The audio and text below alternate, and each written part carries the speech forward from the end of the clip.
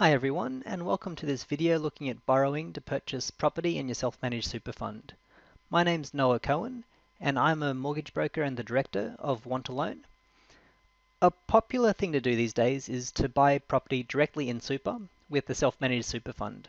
And a number of people have talked to me recently about wanting to do this and asking about what's involved in borrowing money within the super fund to contribute to the purchase. With this in mind, I've put this short video together to go through some of the key concerns you should be aware of if you're considering this strategy. First of all, let's get the compliance and warnings out of the way. I do need to be clear that what I'm talking about today is just general information and is by no means a recommendation that you should do this. There are specialists such as accountants and financial planners that can advise from a suitability perspective, and it's certainly a good idea to talk to these sorts of professionals if you're considering pursuing this strategy. Okay, so I've put a few points on this slide highlighting some of the key aspects and entities that need to be in place in order to borrow funds directly within your super fund to help fund a property purchase.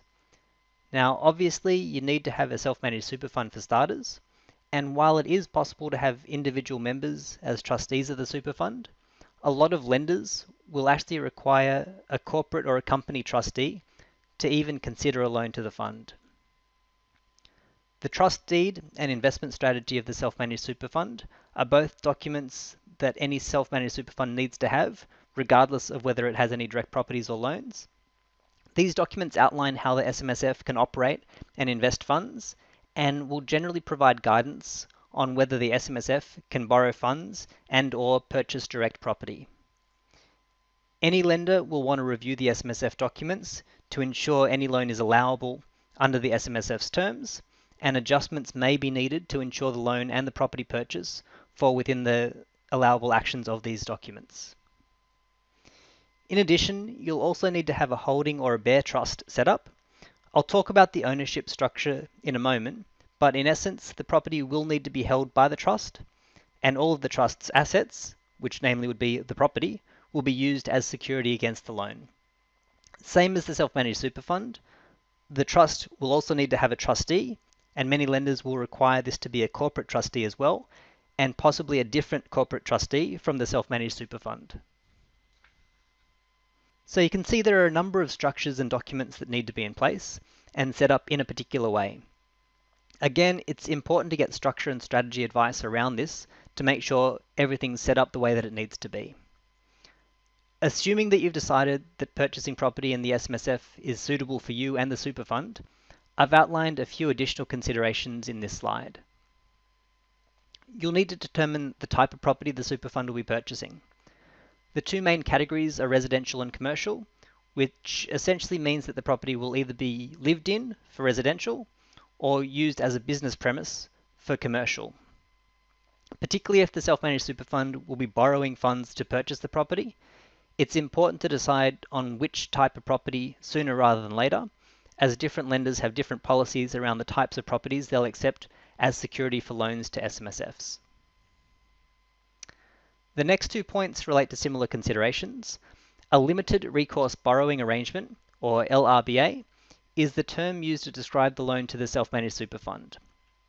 The limited recourse aspect of this means that the lender will only be able to pursue the super fund for the assets provided as security for the loan.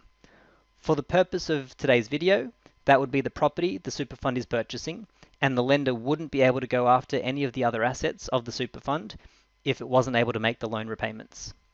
This is one of the reasons for the requirement of the bare or the holding trust that I mentioned earlier. However, that brings us to the next point on the slide. Most lenders require the individual SMSF members to personally guarantee a loan to a self-managed super fund.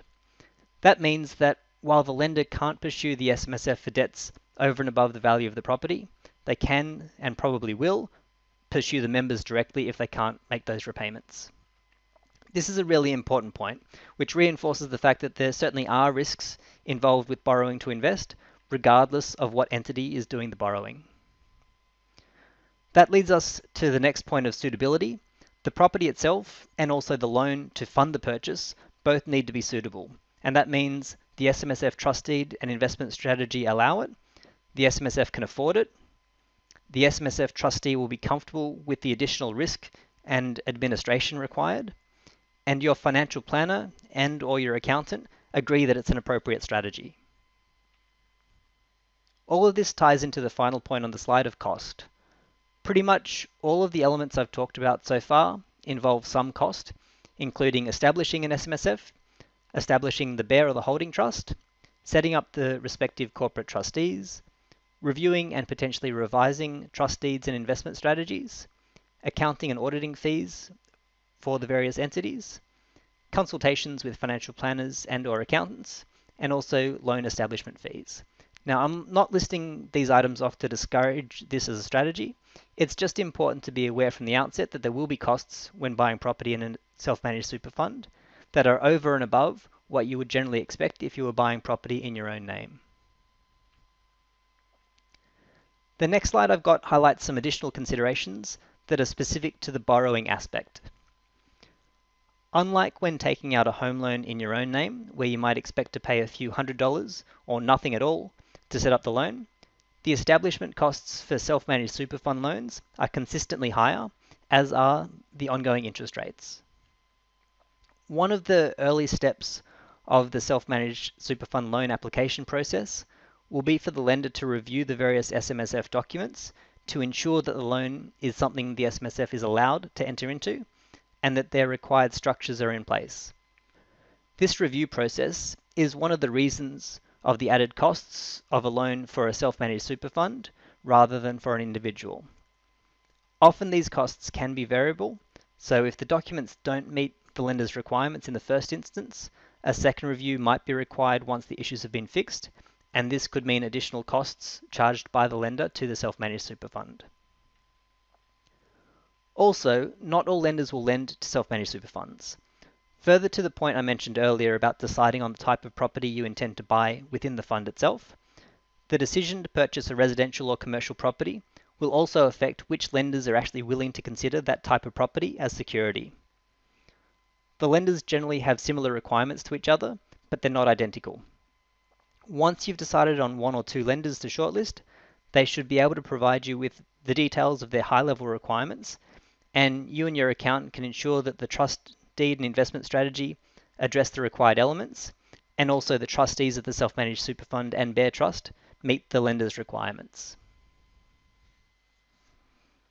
Some other common requirements a number of lenders have include having a minimum balance, such as say $200,000, left in the super fund after the property purchase has been made. Also, there's potentially going to be a requirement for the self-managed super fund to have been established for a certain period of time. That doesn't apply to all lenders, but it can mean that for brand new self-managed super funds, there may be a reduced number of lenders that are willing to consider a loan. Coming back to my earlier point, requirements do differ from lender to lender, and also between the different types of properties you might be interested in purchasing in your self-managed super fund. So far there have been a lot of words, so let's have a look at a picture now. This diagram outlines the general structures that need to be in place when a self-managed super fund borrows to buy a property. Let's say you found a property that you'd like to buy in your self-managed super fund. And for argument's sake, let's say it's the Sydney Opera House. The holding or the bear trust that I've been talking about would be the legal owner of the property, and the property would also be used as security against the loan. The self-managed super fund will pay for a portion of the property purchase, and the lender would provide the rest of the funds as a loan. Any rent generated by the property would go to the self-managed super fund, and the regular loan repayments would come from the SMSF to the lender. Now, you can see that you're sitting down at the bottom of this diagram not doing much. As long as everything's going as it should, then you pretty much stay out of the equation. However, if something does go wrong and the SMSF can't make the repayments, and the value of the property isn't enough to cover the outstanding loan, then in most cases, you will have given a personal guarantee to the lender, and they'll be able to pursue you directly for any outstanding loan balance. If this is something of interest and you haven't already, you should talk to an accountant and a financial planner who specialize in self-managed super funds to discuss whether this is an appropriate strategy for you and your super fund, and also to discuss what needs to be done to set things up. And then to talk to you about anything lending related, that's where I come in. There are a number of ways that a mortgage broker like myself can help streamline the process and make your life easier at the same time. As a mortgage broker, I've got good access to a panel of lenders and knowledge of the individual lender policies and options. After discussing your circumstances with you, I can talk to the lenders on my panel to see who can meet your needs and can further negotiate the interest rates and upfront and ongoing fees on your behalf. This can be a huge time saver for you, as you just need to deal with the one person rather than trying to get in touch with the right person at any number of banks and lenders. Best of all, after all this discussion of the various things that will cost you or your super fund money, my services usually won't cost you a thing. If we work together, whichever lender you ultimately choose to go with will pay me from their profits, not yours.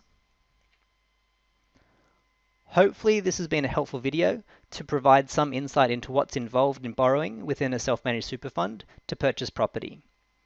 Thanks for clicking into the video, and if you'd like to discuss your options about property loans within your self-managed super fund or even in your own name, I certainly encourage you to get in touch. All of my contact details are shown on the screen here, so feel free to give me a call or shoot me an email, and we can discuss your specific circumstances. Thanks again, and I look forward to talking with you soon.